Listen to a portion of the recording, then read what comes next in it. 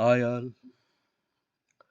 ఈ వీడియోలో మనం అక్కినేని నాగార్జున గారు హీరోగా మరియు నగ్మ గారు హీరోయిన్గా వీళ్ళిద్దరి కాంబినేషన్లో వచ్చిన మూవీస్ లిస్ట్ చూద్దాం.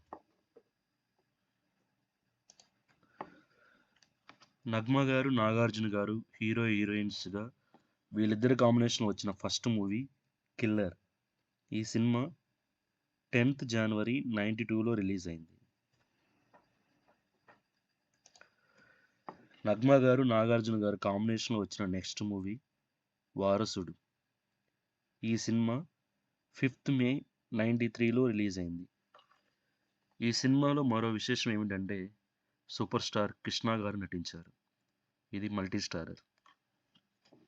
ఈ సినిమాకి డైరెక్షన్ ఈవివి సత్యనారాయణ గారు. నగ్మ గారు మరియు నాగార్జున గారు కాంబినేషన్లో వచ్చిన నెక్స్ట్ మూవీ అల్లరి అల్లుడు. ఈ సినిమా 6th October 1993లో రిలీజ్ అయింది. ఇప్పటి వరకు నాగార్జున గారు మరియు నగ్మ గారు కాంబినేషన్లో మొత్తం 3 సినిమాలు వచ్చాయి. 1 కిల్లర్, 2 వారసుడు, 3 అల్లరి అల్లుడు.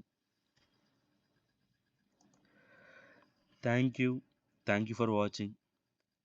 మరిన్ని తెలుగు సినిమాల విశేషాల కోసం ప్లీజ్ సబ్స్క్రైబ్ దిస్ ఛానల్.